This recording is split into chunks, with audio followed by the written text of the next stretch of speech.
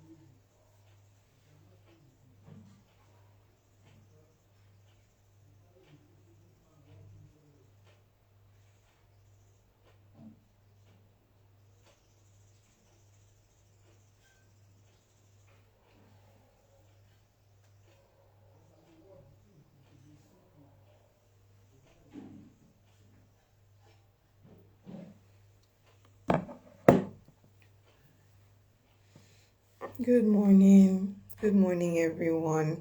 And thanks for joining my birthday party. If you can hear me, please let me know in the comment section that you can hear me. Just type, I can hear you. Say hi, say hello or something. A wave. Hi.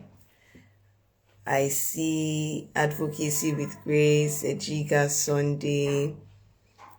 Remita, I see you. Thank you all so much for joining. Thank you. Thank you so much. All right, Grace, thank you. Thank you. I'm glad that you all can hear me. Whilst we buy time, just a bit of maybe 1 or 2 minutes for people to join in, I want to say thank you. This is the first of its kind for me, and seeing you here makes it a really big deal for me. So thank you guys. Thank you guys so much. Hello, Remita. Thank you so much for joining. So I want to start with the pop a balloon, or is it pop a balloon challenge? There's this challenge on Heidi. Thank you so much for joining. Oh, this means a lot to me. So there's this pop a balloon challenge on TikTok. On TikTok. And a friend of mine dared me that I couldn't inject a balloon without it breaking. So I'm going to attempt to do that right now. And I hope I don't fall my hand. So here's my syringe. And I have a balloon in front of me. So just before we get into it, I am going to try and inject the balloon without it breaking. Thank you, Dee. Thanks so much. Thanks for coming to my birthday party. So, this is my syringe. New one, as you can see. I just opened it, so it's still really sharp. I am going to try to inject this balloon without it breaking, and I hope I do good.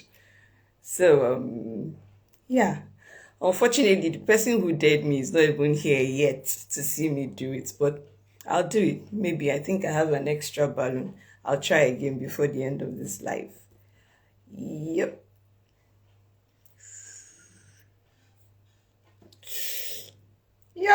I did it. You guys owe me ice cream today. So I injected the balloon without it breaking. So I'm a legit nurse, I guess. Thank you, guys. So I know it's work time, and I wouldn't want to keep you all waiting. We're going to be talking this morning about Genotype and Rhesus incompatibility. It's really not a new topic in our world today. And whilst it is science related, it actually does affect everybody, because every human being has a genotype and every human being has a rhesus factor. And as long as you're living and you're going to get into a family, it's important to understand what it entails. So because I, in recent times, have seen the, what do I call it now? The rate of sickle cell admissions that I have seen in recent time, in the hospital, just got me wondering. I thought we're in a digital age and people should know these things. So how come we still have cases of sickle cell crisis, sickle cell anemia? There's SS all over the place. Is it that people don't really know what they think they know? Or how well do people know what they think they know? I've met patients who say, I browsed this thing and I saw that this and I saw that. So why is this issue of sickle cell anemia still so recurrent? It became a cause for concern. And if you follow me on WhatsApp, you would see that there was sometime last week, I think I was fussing a lot on my status, and I just thought, okay, instead of fussing, these things, why not pass knowledge? I mean, there's always an opportunity to create awareness. We can learn and still learn. It's not too much knowledge. So that's why, or that was what prompted us to have this live session. We're going to be talking about genotype and rhesus incompatibility, and I trust that I can keep everything brief within the hour so that we all get back to work. So once again, thank you for joining me. If you haven't met me before, I am Agatha the midwife, or Nurse Agatha if you would like to call me that. And that's about it. I'm a registered midwife and registered nursing in view. So please sit back, relax, and enjoy yourself. So what is genotype? From two words, gene and type. Please, if you can hear me, I'd like you to just let me know in the comment section that you can hear me. Give me a thumbs up, give me an emoji, let me know that I'm not talking to myself. So, genotype, gene and type, simply what it means. So it means your type of gene, the type of gene that you carry, yeah? And of course, a gene is what carries the genetic makeup of an individual. So when we talk about genotype, we're talking about your type of gene, okay? It is the genetic constitution of an individual. If I want to be a bit more scientific, I would say it's the combination of an allele from a paternal and a maternal, paternal and maternal components of an individual. So every individual has a genotype based on a trait that he got from the father and from the mother. So there is this confusion. I have often met people and then you say, what's your genotype? And they tell you O positive. Or what's your blood group? And they tell you AA. So if you know which is which, just put it in the comment section. So if genotype is AA, it doesn't necessarily have to be yours. Just give me an instance. Say, oh, genotype AA, blood group O positive, or genotype O positive, blood group AA. Let's even see and know how well do people know what is genotype and what is blood group. Because when we talk about rhesus incompatibility, we're talking about in terms of blood grouping system. Okay, so I would like to see it in the comment section as we go along. And then, so we're talking about the genotype of an individual, and we say it has to do with your genetic makeup, which is a function of the type of hemoglobin that is on your red blood cells. Okay, I see that. Okay, let's keep it coming. Genotype AS, okay, so it means blood group will be the other one. Let me see if anybody else has something different. So a genotype is basically made or a function of, okay, I see that. Thank you, Mr. Akin. So a genotype is basically a function of what type of hemoglobin. Hemoglobin is a protein that is found on your red blood cell. So what type do you carry? There is hemoglobin A, there is hemoglobin S, and what most people don't really know, there is hemoglobin C.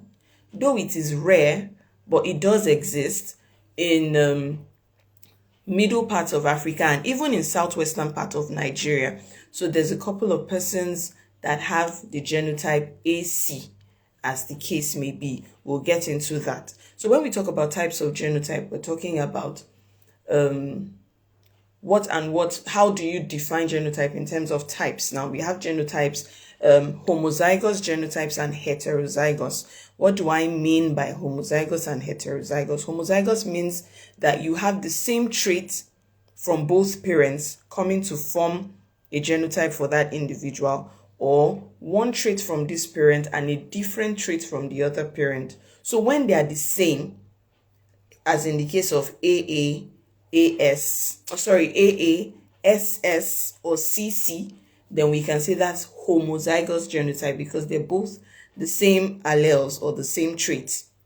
Then heterozygous means different. So there's one from the father and a different one from the mother. So that what we have is AS, AC, or SC, as the case may be, depending on the combination. I know you're hearing different genotypes and you're wondering which one is AC. Is AC a genotype? What we know is AA and AS, and that's what's common.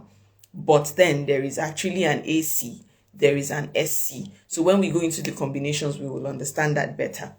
Okay, so like I established earlier, because of this issue of recurrently, seeing the reoccurrence of this sickle cell crisis, vascular crisis, you're wondering, is it that people don't know these things? That's why we're looking at this topic this morning. So I want to just quickly run through characteristics of the types of hemoglobins that form a genotype. So I mentioned that we have hemoglobin A, we have hemoglobin S, we have hemoglobin C, and interestingly, we have hemoglobin F. So I will tell you where hemoglobin F comes in. Hemoglobin A is the very healthy one, which is what most people have. So when a person is AA, it means that they have both alleles to be AA. So both hemoglobins from the father and the mother that makes up the individual is AA. Then when a person has hemoglobin S, it means there's AS or both is AS, as the case may be. So hemoglobin A, these are the healthy red blood cells, and then is round in shape. Red blood cells normally should be round in shape, smooth and round in shape, yeah, so that they can flow through the bloodstream very easily. They're healthy, like I said, and then their lifespan is 120 days. So it takes about 120 days for your red blood cells to be reproduced or regenerated.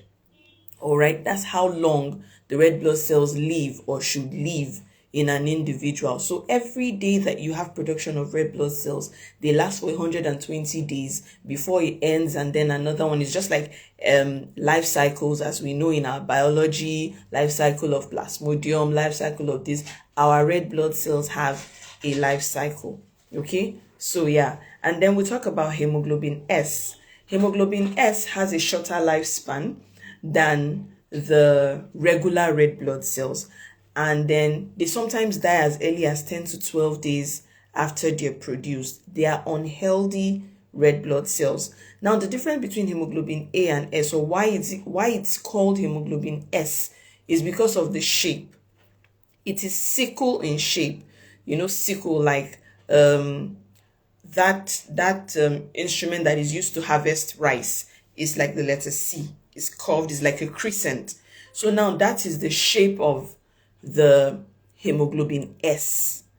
And then so imagine having both traits to be SS. It means there are no healthy red blood cells in that individual's bloodstream. So take note of that. Hemoglobin S are sickly, they are sickle in shape, and they last shorter than the healthy red blood cells of hemoglobin A. Then hemoglobin C, like I said, is not common, but we have them in southwestern Nigeria here, and there are people with that type of hemoglobin.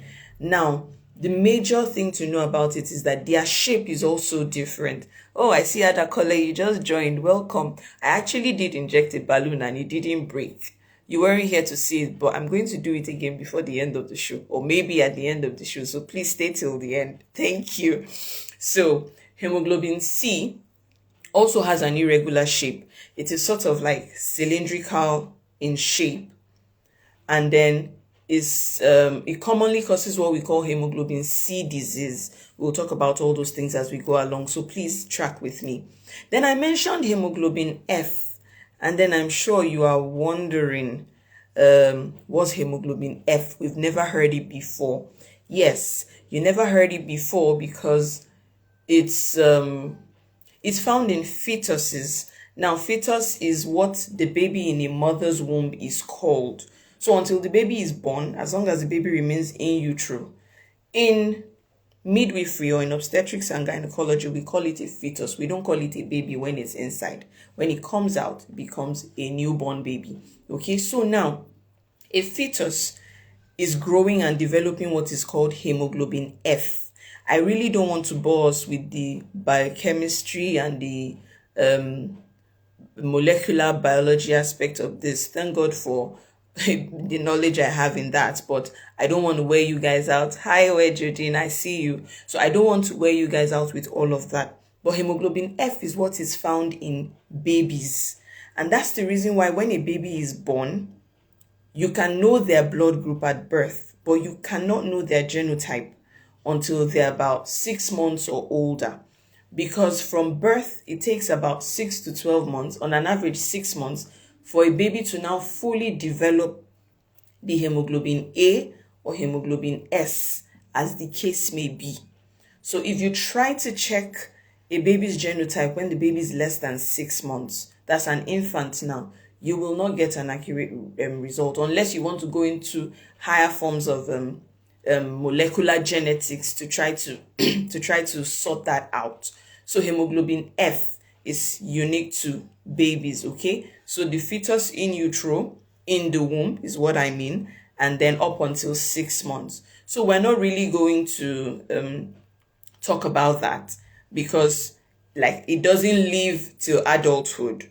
So we're not really going to concern ourselves with that. So where we're going to focus on for genotypes this morning is hemoglobin A, hemoglobin S, hemoglobin C.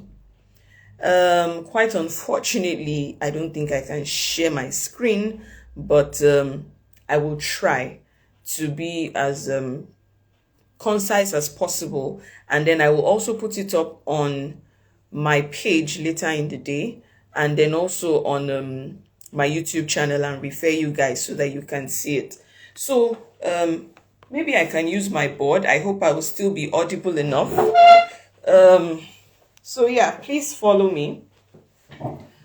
I'm going to try to teach this morning, and I already established that we have hemoglobin A, hemoglobin S, hemoglobin C. So, I don't know if that's really legible or bold enough for you guys to see. So an individual could be AA, could be AS, could be AC, could be SS, could be SC, could be CC. An individual could be any of these genotypes depending on what is combined from the father and the mother. So when an individual is AA, means he's got both A's from both parents, or AS got A and S from both parents, A and C from both parents, and goes like that. So remember, in your biology, our biology teacher taught us in secondary school that there is, according to Mendelian law of genetics, I'm sure we all did biology in secondary school, even though it wasn't a core course, but we all did biology. So you know that thing they taught us about crossing genotypes, yeah? To get your first filial generation, second filial generation, and all of those things, yeah? Okay. So if you remember very well, we were taught this in biology when we were in school, that one trait from here will match with one from here, right? And then you have A. Yeah? So please follow me closely. Then, when this one matches with this second trait, what you have is AS. I'm sure you remember your biology. Then when this second one matches, because like we said, it's one from each parent, but you cannot determine the one that is actually emitted or the one that is actually released. So if it is this, you have A, right? Because A meets with A. And then when it's this, you have AS. I'm sure some of us remember this. Somebody said, oh my goodness, somebody said it's Arabic English. But if you can see this very well, I'm sure that you can remember something like this from your biology in secondary school. And then you're like, oh, it means I have an AA, I'm safe, I have an AS. Of course, these are healthy, yeah? But then there was also this other combination. So when AS meets with AS, so what you now have is A meets with A to give you an AA, A meets with S to give you an AS, right? Then this S meets with A would also give you an AS. Then S meets with S to give you an SS. Okay, so this is just a sample, all right? We can't do this for all of the hemoglobins or all of the genotypes. But now, have this in mind. If you can see this properly, have this in mind, and then think about, I said we have, maybe you would want to take what do we call it now? Maybe a pen on paper, and then try to match the genotypes. Okay, AS, we've said there's A, there's S, and there's C. So you might want to merge these genotypes together and then try to apply our Mendelian law of genetics and then see what it gives you. Okay, now we have compatibility statuses. I said I was going to put the table up for us to see on my page later on. So for someone who has a genotype AA, getting married to someone who has a genotype AA, y'all are safe. I mean, all your kids gonna be AA. Congratulations. Okay. But now for someone who has, yeah, in fact, any pair, regardless of your genotype, anyone getting married to someone with genotype AA is safe. Okay. But now when you have an AS, which means that you carry the sickle cell trait, it doesn't mean you are a sickler. It just means that some of your red cells have that trait of sickle cell because of the S. Or you have the trait of C. Some of your cells have that trait of C. Then you now have to be very careful when it comes to who you choose to settle down with or who you choose that you want to have kids with. Okay? Because if we go by this, okay, if you all can see this, if we go by this, where you have AS, SS. Now, some people tend to, all the AA people are feeling themselves in the comment section. So some people tend to feel like, oh yeah, we'll be calculative, since and one will be AA, the other will be AS, then SS. We'll be calculative. We'll just have 3 kids and stop there, so there'll be no SS. I mean, we can do this, right? That's not always the case, so that is not always the case. Now, Gregor Mendel told us that this is what you stand a chance of having, okay, by a probability ratio. But it does not mean that the first would always be AA, or that the second would always be AS, or that the last would always be the SS. It's just a probability, but you cannot exactly tell the order in which they will come. That's why you cannot afford to take these things for granted, and that's why you cannot afford to feel that you know it too much or you have it all put together. All right? So, For a person who is AS, wants to settle for someone who is AS, you're really risk having a sickler for a child. And then you feel like, oh no, we love each other, we're gonna be fine. You love each other, you're gonna be fine. But until the crisis sets in, you really don't know what it is. Okay, so why not save yourself the stress? I will share my personal story. My husband is an AA. My husband's genotype is AA. My genotype is AS. Okay? So, if we wanted to bank on this, right? It means our first child would be AA, our second child would be AS, our third child would be AS. Sorry, it means if we were to do AA, right? It means our first child would be AA, second child would be AS, third child would be AA, then fourth child would be AS. That was if you remember the first illustration I put out. But our first child right now, her genotype is not AA. Her genotype is AS. So what happened? You understand? So you see why you cannot afford to leave yourself to chance. So imagine now that you are now AS. You are now AS. You guys now feel, oh, the first one is going to be AA. It's not always the case. My brothers and my sisters. Then you are now AS. You now want to come and now marry AC because we love ourselves so much. Let me show you what will come out of that. I think I should. Pardon my board. I'm going to keep it real quick because we still have Rhesus incompatibility to look at. Okay? So maybe I should use this. So we are he's AS and she's AC. AS, AC. So remember, that means this person has the sickle cell trait and this person has the hemoglobin C trait. Now, this person is healthy. This person is healthy.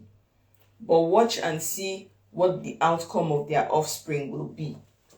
So where A meets with A, they're going to have an AA child. Perfect.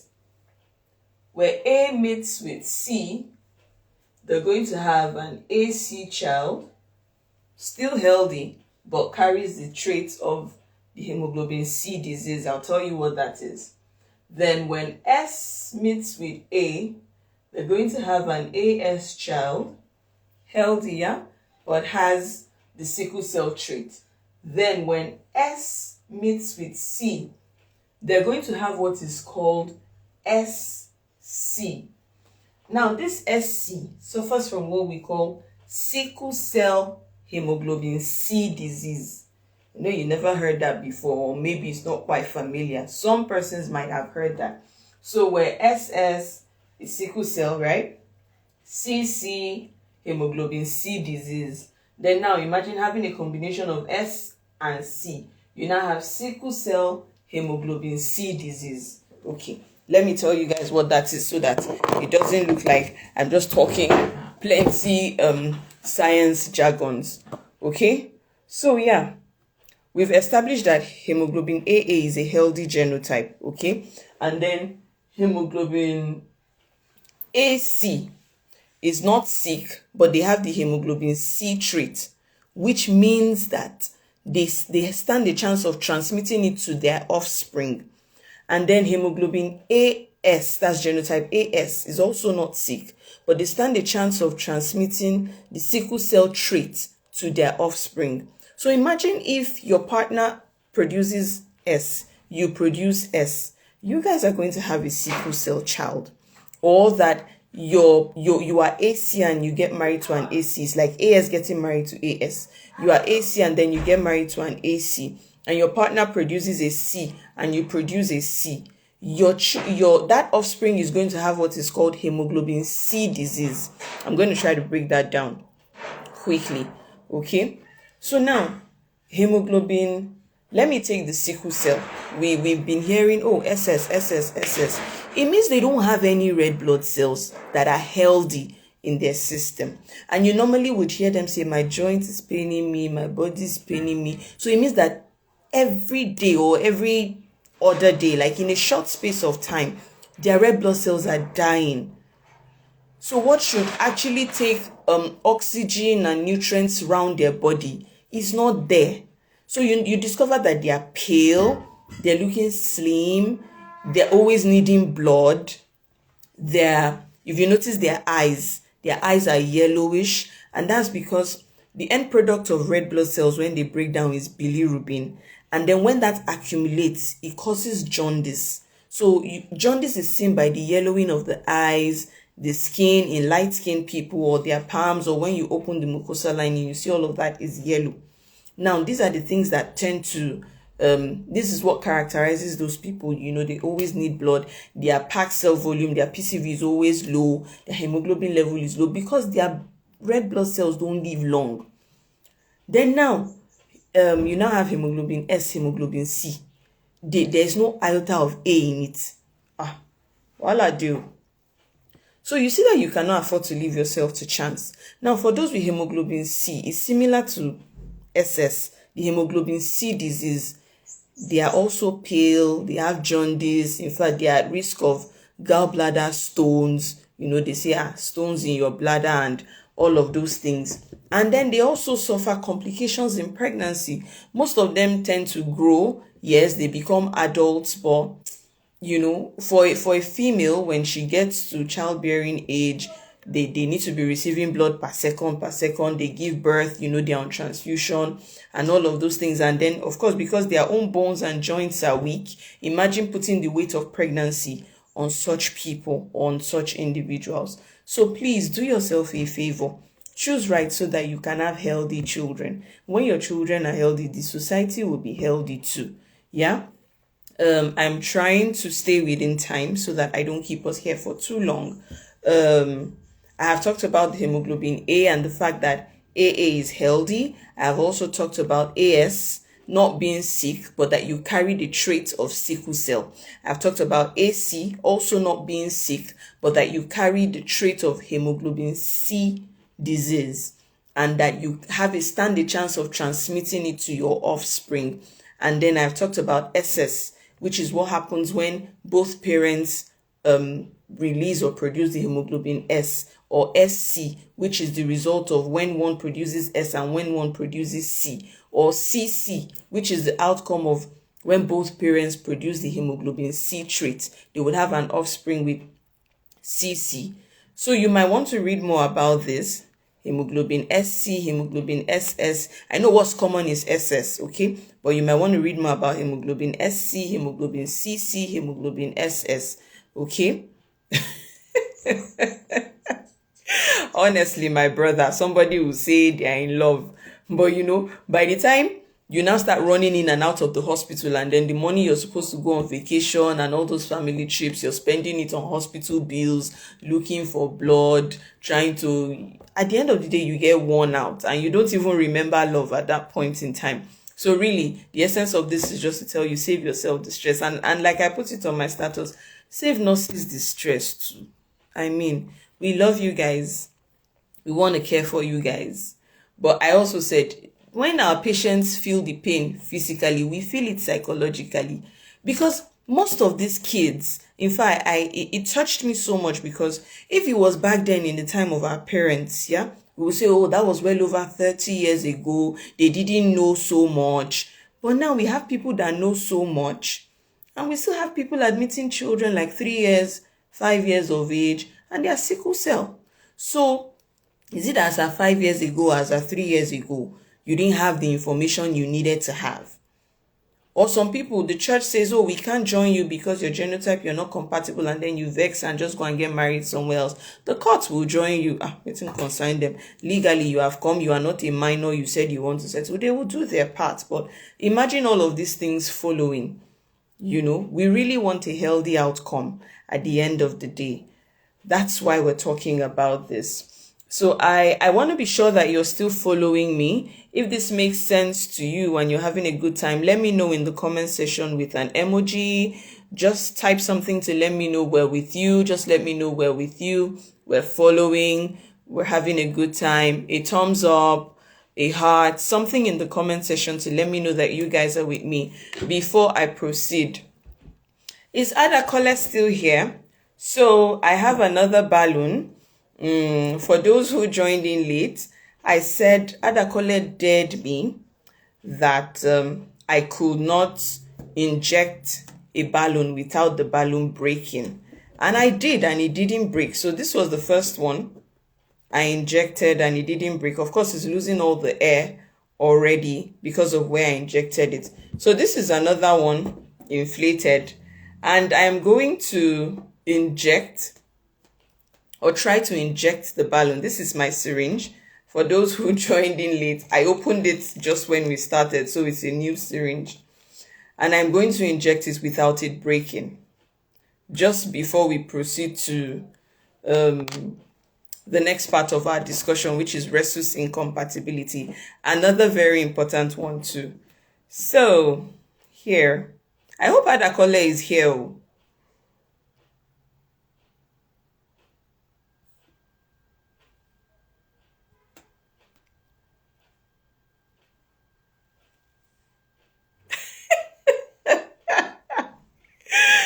Innocent, feel yourself. Yes, you are AA, you are hot cake. I can imagine. Adakole, it's not juju. I just did it and you can see. Wow, I am glad. I am glad that this is so insightful. I am glad that people are learning. Thank you. Adakole, can you just stop it? Really? Can you just stop it? Just agree that I did it right now, okay? And I'm bringing it out. Look at that. Look at that. I am legit. Yay, I'm getting my first birthday gift. I am legit. I be correct nurse. I go better nursing school. Oh my goodness. So here, it didn't break. You'll see that. Okay, so I want to talk about another very important aspect of this discussion today, which is Rhesus incompatibility. Rhesus incompatibility. Now they'll say, which one is Rhesus again? Some people call it Rhesus. So don't worry, when I have to inject your buttocks, I'll wipe with spirit. This one is balloon. Don't worry about that. So we're going to be talking about Rhesus incompatibility. Rhesus incompatibility is a topic of discussion that comes from what we call the Rhesus factor. Rhesus factor is something that is also present on the protein of our red blood cells. So you see that these are our red blood cells, this is our blood, is carrying a lot. I mean, God really made us very complex and wonderful. And then our red blood cells are carrying a lot. We talked about hemoglobins as a way to differentiate types of blood, or to differentiate the blood. And then now we're going to talk about Rhesus factor as it has to do with your blood group.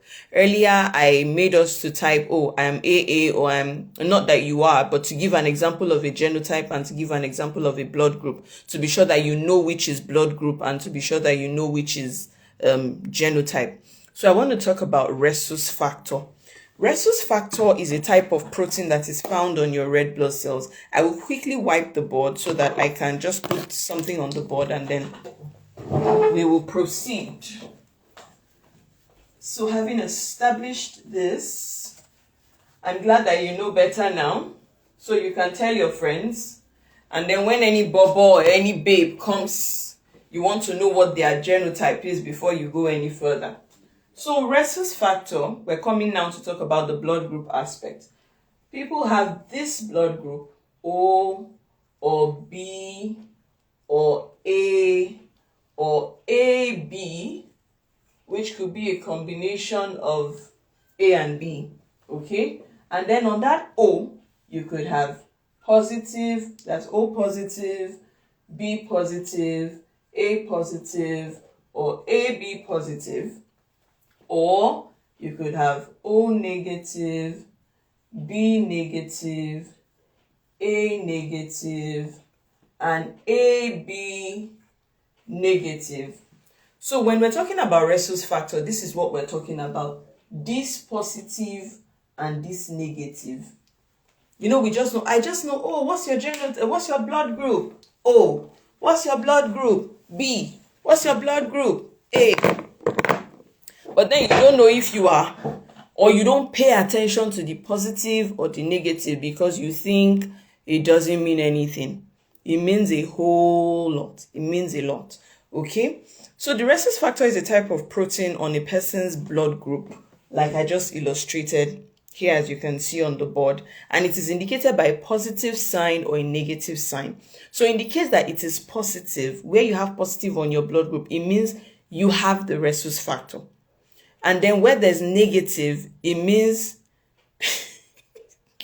where there's negative, it means the person does not have the rhesus factor on their blood protein.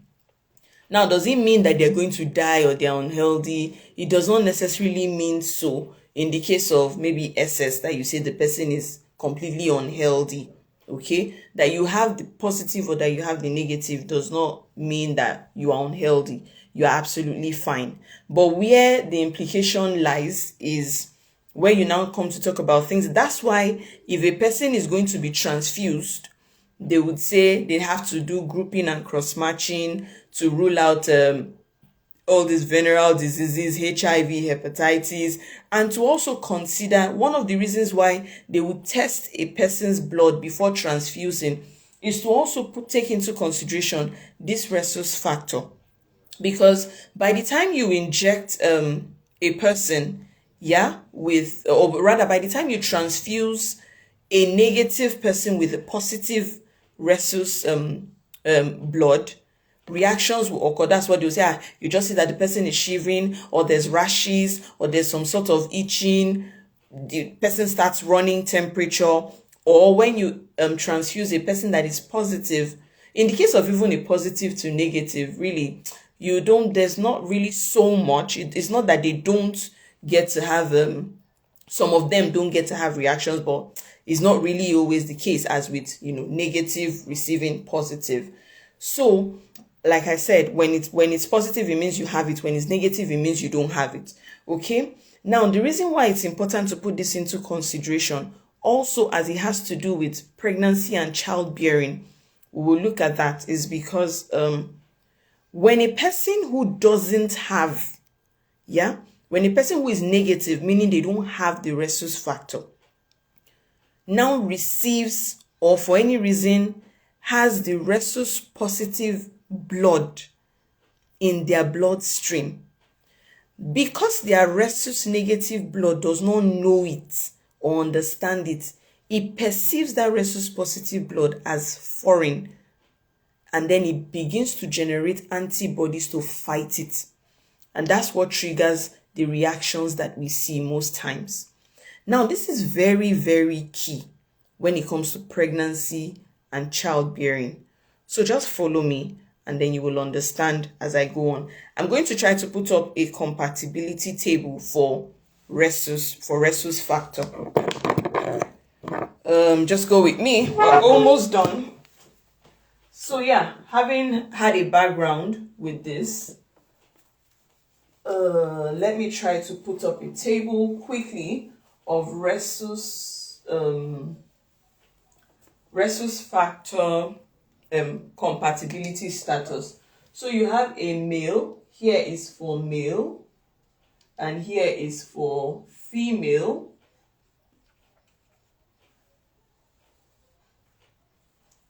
So a rhesus positive male and a rhesus positive female is safe. When you have kids, there's no problem. The child is definitely going to be positive because you both positive. Now, when a male is negative and a female is negative, they're also safe because, the factor is absent, the factor is absent. So there's really no cause for alarm when it comes to having kids. When a male is negative and a female is positive, this is also safe All right. But when a male is positive and a female is negative, then there's a problem or there's a cause for concern. Now you might want to ask me the question, why?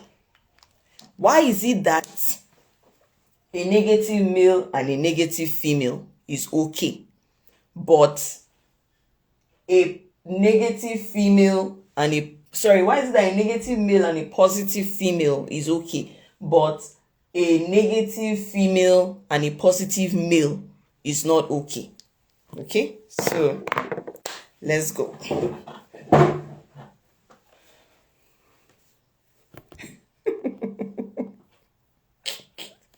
Thank you, Innocent. Thank you so much. So now let's talk about this. Like I explained earlier that a negative person does not have the factor in their system, and a positive person has the factor in their bloodstream or on their bloodstream. Why this is important to consider, please listen closely. Why this is important to consider, as it has to do with pregnancy and childbearing, is the fact that when a woman is negative or has a rhesus negative, that's to say she's A negative, B negative, AB negative, O negative, it means she doesn't have the rhesus factor on her blood at all. But when she now gets married to a man, or she's having kids with a man that is positive, because her body does not have it, when the man's gamete and her gamete, that's the sperm and the egg, fuse together, yeah, that's when the baby begins to form, or what we call the fetus.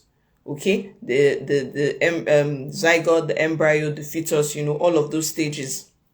Now, for a first pregnancy, there is no mixture in the mother's blood and the baby's blood. All right, so the baby is safe. Now you might wonder, how can you say mother's blood and baby's blood don't mix? Is the baby not inside her? Yes, the baby is inside her. But here's what you should know.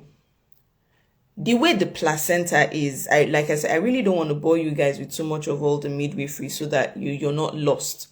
The way the placenta is designed, there is what we call the maternal part and the fetal part. And in the development of placenta, when fertilization has taken place, there's going to be something called implantation, where that fertilized sperm and ovum now gets embedded in the uterine wall, what we call the wall of the mother's womb. So you see that part that attaches itself to the mother's womb, it attaches itself in what we call the decidua basalis. Don't worry about all these terms. Just understand where I'm driving. And it has what we call, it has a finger-like projections that we call villi or chorionic villi, as the case may be. So it is those finger-like projections now that attach to the wall of the mother's womb. Okay? Then the part now that has the cord, or what we call the umbilical cord, is the part that, supplies the baby. The baby is formed from what we call the inner cell mass. Now, when a baby is developing, they develop with their own blood vessels, their own blood cells. Quite all right, the baby is in the mother's body. It is the blood of the mother that transports nutrients, oxygen, and all of that to the baby through the placenta. So when the blood of the mother gets to the placenta, there is something we call placenta membrane. If for those of us that are science students, we talk about cell membrane and we talk about membrane permeability. Permeability means that there are certain things that can pass through and there are certain things that cannot pass through. Now, the way the placenta is designed, there's a membrane barrier that does not allow blood of the mother and the fetus to mix. It's just like the way we say, okay, if you've heard blood-brain barrier, the brain, blood does not go to the brain. If for any reason there's blood in the brain, it becomes an abnormality. But the brain is supplied with glucose for functioning.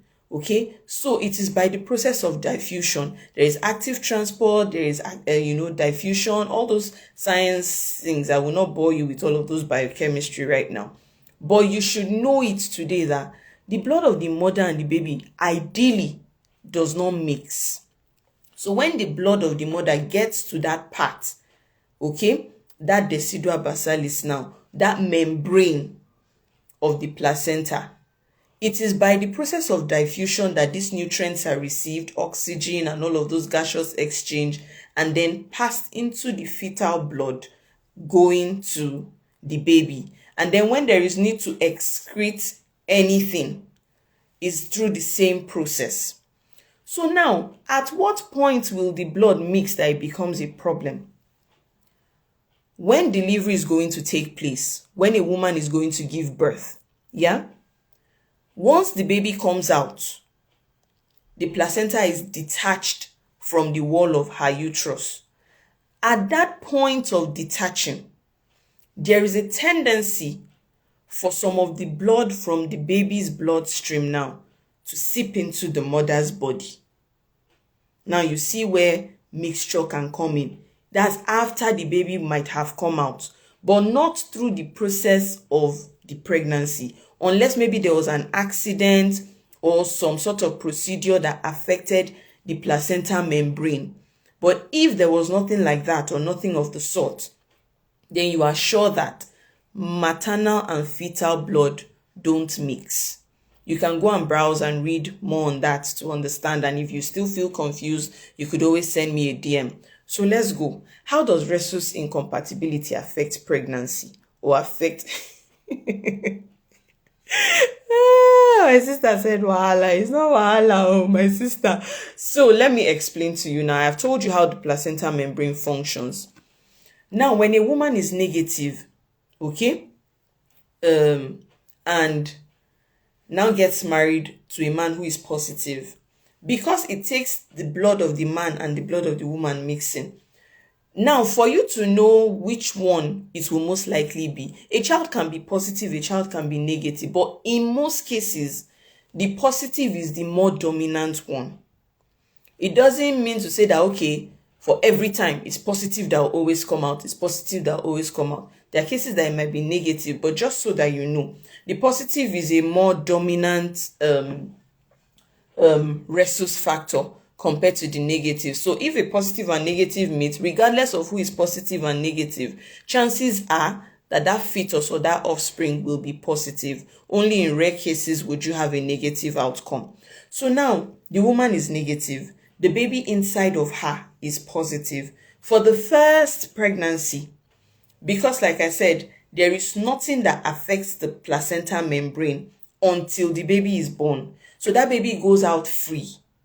But now, because the placenta membrane is disrupted, there is now a bit of mixture in the positive blood of that baby now has entered the mother's negative bloodstream. And because the mother's negative bloodstream perceives that positive as a foreign body, the mother's blood now will now generate antibodies. The one coming from the baby is antigen. And then what the mother now generates is antibodies.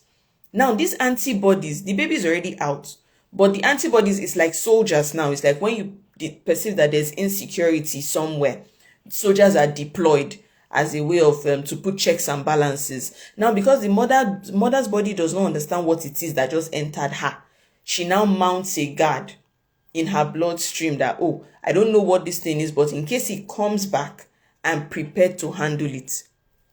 So you now find out that most people, after their first child, maybe subsequent pregnancies, she will give birth and the baby will die, or she would have a miscarriage, or she would have a stillbirth, or something, or the baby would die in the womb. This could probably be a factor. You might want to ask that person before you say it's spiritual. I'm not ruling out the fact that life is spiritual, but before you conclude that it is spiritual, ask the person, have you considered your rhesus factor? To know whether you're a positive or negative, and maybe that's why this thing is happening. Because that might just be the problem. Remember, the first child has gone scot-free, but because there's a mixture in the mother and the baby's blood now, So this is what happens in subsequent pregnancies. The mother's blood is already sensitized. She has already developed antibodies to fight whatever that foreign body is, because she doesn't have it before. I mean, she's been negative, and then something just comes that she doesn't know where it came from. Okay? Now, when the mother and the father, or the male and the female, meet again to have another offspring, remember, the mother's blood at this time is already sensitized, as against the first time where it was just pure negative blood. Because of that positive that has mixed in her body, is already sensitized against any other positive that is coming. And remember, the what is going to form the baby in the first place is already mixed, is already a sensitized blood. Now, baby now comes, or the fetus that is developing now turns out to be positive, and her blood is already sensitized to fight anything that is positive. You find out that that baby in the womb now either is not thriving well, because what happens is, her sensitized blood now, the antibodies in the mother's blood will begin to break down the red blood cells of that baby that is forming. And the life is in the blood. So where the red blood cells are being broken down, that baby now comes out with what we call hemolytic disease of the newborn. What is hemolysis? Hemolysis is simply the breaking down of the blood cells. Now, those kind of babies usually would have jaundice, severe jaundice. It could be mild, it could be severe. They usually would have anemia. They are anemic, meaning that their blood level is always low. And most times do not even, because once there's reduced red blood cells, there's reduced blood supply to your vital organs. And once there's reduced blood supply to the lungs, to the heart, the kidney, the liver, the brain, you begin to suffer organ damage. Most of those organs just begin to break down, they begin to shut down, and before you know it, the person dies. So that explains why most of these babies do not survive or do not live so long. If you're still with me, please type in the comment section, I'm with you. Let me be sure that we're following. I'm with you, I understand, I'm with you, or just give me a thumbs up, give me an emoji, something. Let me know that we're together and that what I'm saying makes sense to you. So if you're with me, please give me a thumbs up. Let me know. Just type I'm with you. Thank you. I see you, D. Thank you so much. Thank you, Remita. Thank you. Thank you. Thank you, Grace. Thank you. So I don't know if everything I have said makes sense. Thank you. Thank you, Mr. Sam. That's Mrs. Sam's husband. Nurse Agatha's husband is with her. Thank you. Thank you. I see you, Nurse Eunice. Thank you, Faith. Thank you. So now, having established that, you now want to wonder, okay, so does that mean that a negative mother cannot marry a positive father? Or a rhesus negative, so that you know, say which one is negative, positive? Is it HIV? It's not HIV. A rhesus negative mother or a rhesus negative female can get married to a rhesus positive male. It's not like genotype that we might want to say, you really shouldn't, because the risk that are involved and all of those things. Here it can be managed. Here it can be handled. So what are the things you need to put in place?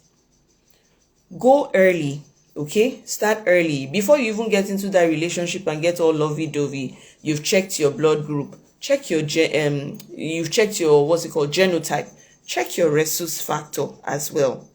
If you are negative, let your healthcare provider know, I as a lady, I have a negative rhesus factor. What do I need to know? Let your healthcare provider know. If you have had a previous pregnancy that was not even in marriage, because where the issue comes in is after the first pregnancy. So even if that first pregnancy was not in marriage, and then you now get married and you say, well, this is my first pregnancy in marriage, so there's no risk. The thing is, your blood is already sensitized, whether in marriage or outside of marriage. So even if that's your first child in that marriage, because your blood is already sensitized from the previous one, the child you're going to have, all the other subsequent pregnancies will be at risk of not surviving. So get accurate information. Give your healthcare provider accurate information. Once you're pregnant, start antenatal early. Encourage your spouse as a man to get checked, have antenatal, have get her antenatal sessions checked early, so that we can take caution with all of these things. You'd give your healthcare provider accurate information. Don't say, oh, because he is there, I didn't tell him that I had a child out of wedlock, or that I got pregnant one time and I lost it. Okay, maybe you might feel you can't tell him, or you can't, but you should be able to communicate that to your healthcare provider so that adequate measures are put in place. Now, after that first pregnancy, every woman who is rhesus negative, after that child is born, is supposed to take an injection called ROGAM injection within at least, or at most, not at least, within at most 72 hours after delivery of that child. Now, what this ROGAM injection does is that it desensitizes the mother's blood. She has already mounted a guard because of that mixture of positive and negative. Her blood has already mounted a guard against any other thing that is coming that is positive. Okay, so now what it does is that the ROGAM injection would now desensitize her blood, so that the next pregnancy or the next baby that is going to be formed, if it is positive, will not be affected by the antibodies.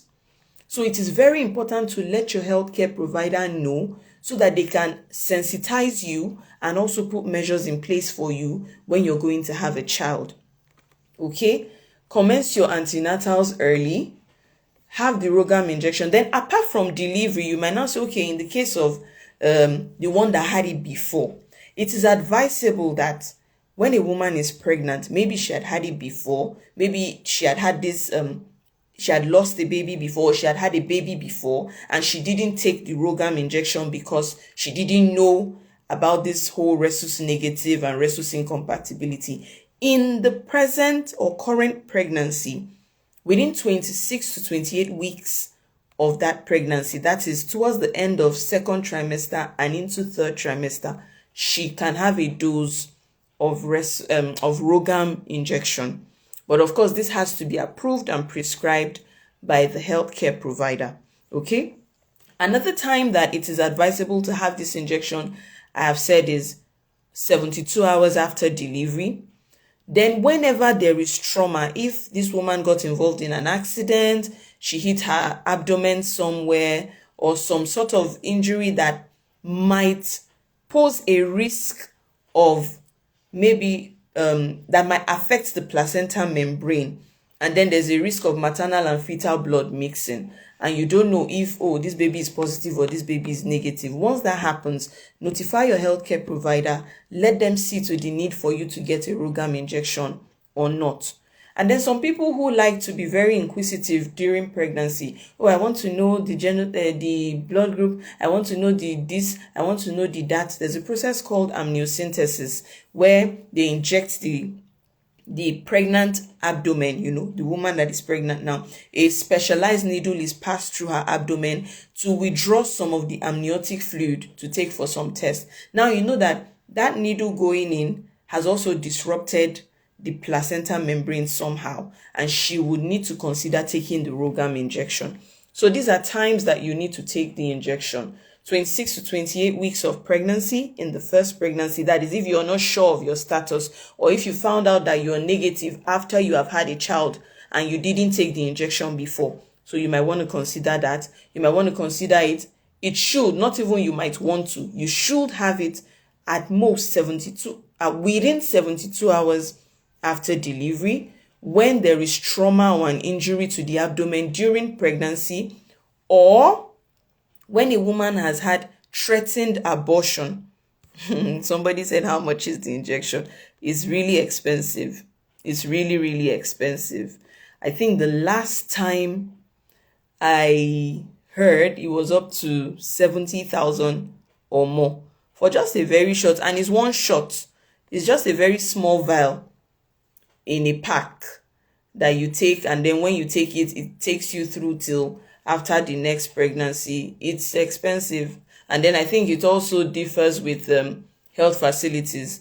Of course, it might be cheaper in a government facility, but when you go to a private facility, be sure to bring out the money. It's really expensive. So when you get to that point, or if you have to get to that point, you would they will let you know. It's really expensive.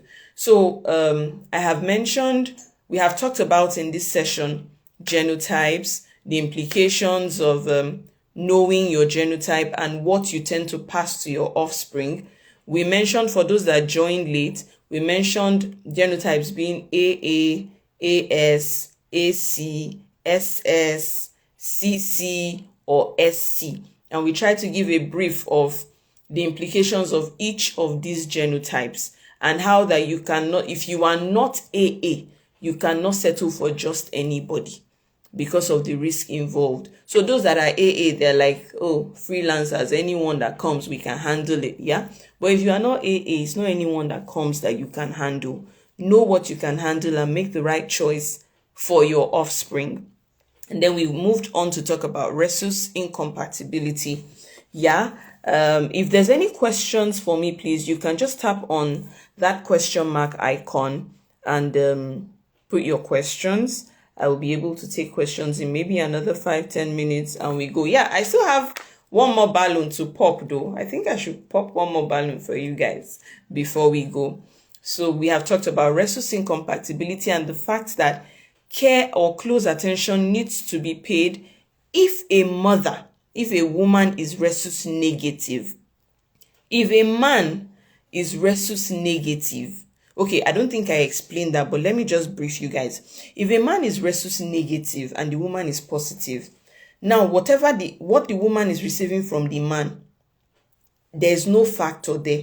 So there is nothing to sensitize the woman's blood against. You understand? So in that case, what is coming into her does not stand a risk of being perceived as a foreign body, because when you say it's negative, it means it's not there. It doesn't exist. So you don't need to bother yourself with it. But when you are negative and what is coming is something you don't know, you want to build a resistance to it. So you need to take caution. That is why for a negative woman, caution needs to be taken. So that said, I think I can confidently say that I believe that I have passed. No, not at all. Thank you. Somebody said, I hope Nepal will not take light too. No, Nepal will not take light. And even if they do, I think we have successfully gone through all that we need to talk about in this session. So please start your antenatal early. Get checked on time. Even before you get married, don't wait till you get married and get pregnant. When that bubble comes or when that babe gives you the green light, you guys try to know the genotype before you even go far. Know your genotype, know your blood group. Save yourself early, heartbreak on time. Not still, I've seen some people that they're already preparing for wedding. They have gone to do knocking and all those things before they now go and check. In fact, let me share. I was talking with my mom about this session that I was going to have. And she reminded me of her story. And yes, I have her permission to share this. So let me share it quickly. When my parents got married, according to her, we're good. So I think they didn't pay attention to their genotypes. Now, my mom has 3 of us, yeah? I have an older brother and a younger sister. My mom said she got really sick and went to the hospital. She got her she was checked and discovered that her genotype is AS. And then that 2 of us got sick and we also went to the hospital. Our genotypes were checked and then it was discovered that both of us are AS. So the doctor advised that her husband should get checked. And my father got checked and they realized that his genotype was also AS. Now my mom has 3 of us, right? All 3 of us, our genotypes are AS. Thanks to God that we survived, okay? We're safe. But my mom also said that there was this pregnancy she lost after I was born, before she now got pregnant and had my younger sister. She got pregnant, and that pregnancy had a lot of complications. And I think she said at about 4 to 5 months, they had to induce her to expel the baby because she couldn't just go through with the pregnancy. It was medically, it was to her advantage medically for that pregnancy to be terminated. And she said when that pregnancy was, when she was induced to expel that baby, it was a boy. Maybe I would have been the only girl in the house now, but thank God I'm not the only girl. So that baby was a boy. And in fact, according to her, was still breathing. But she just felt, oh, maybe that baby would have been the one with the SS genotype.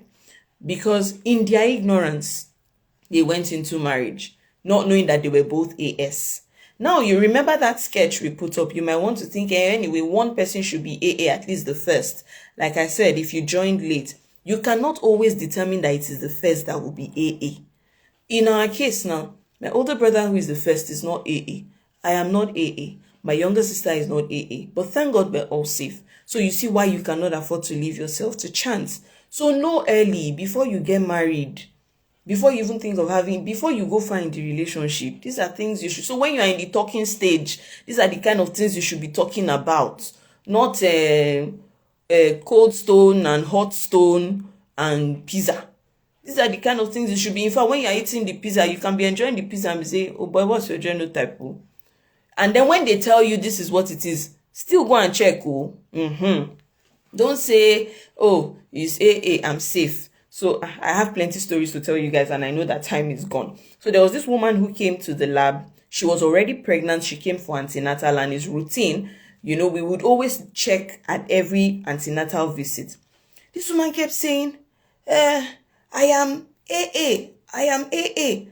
And was it her genotype or her blood group? I think it was blood group or so. She was B negative or I be the genotype. But one of them, she kept saying, no, this is not it. This is not it.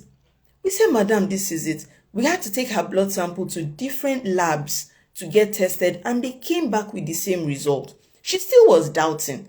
So my HOD at the time said, okay, madam, come in. We will not allow patients to enter the lab, but come in.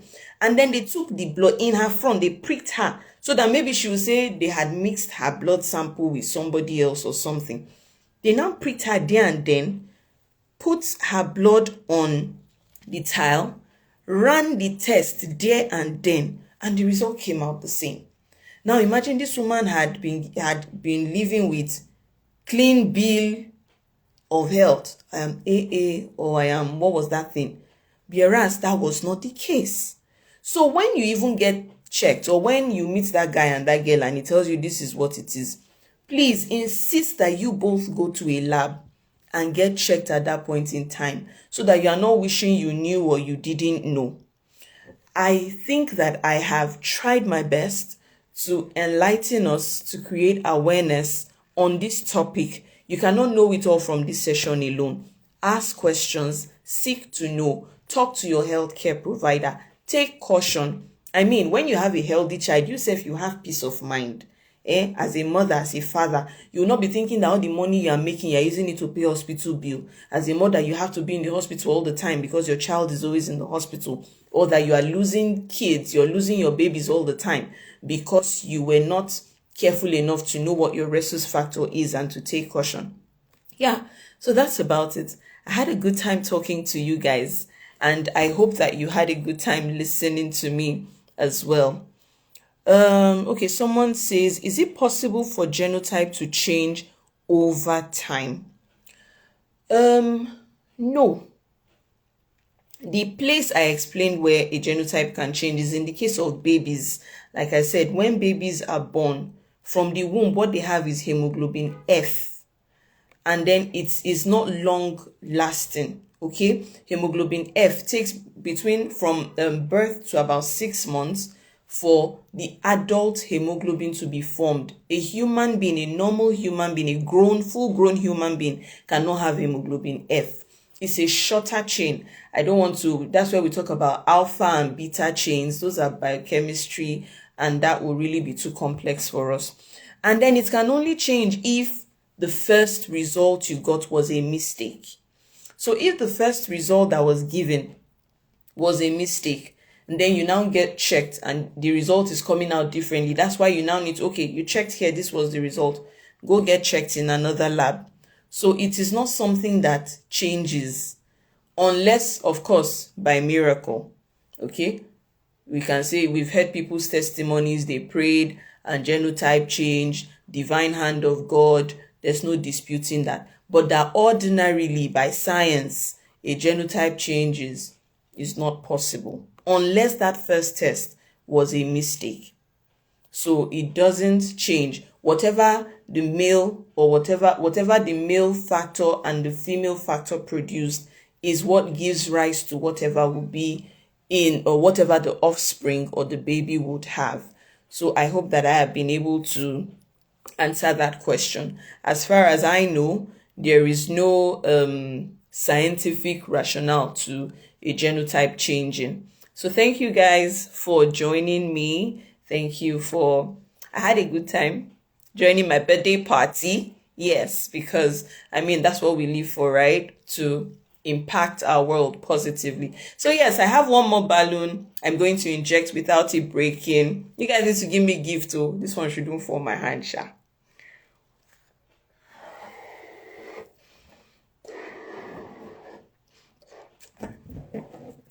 So before I draw the curtain, you're welcome.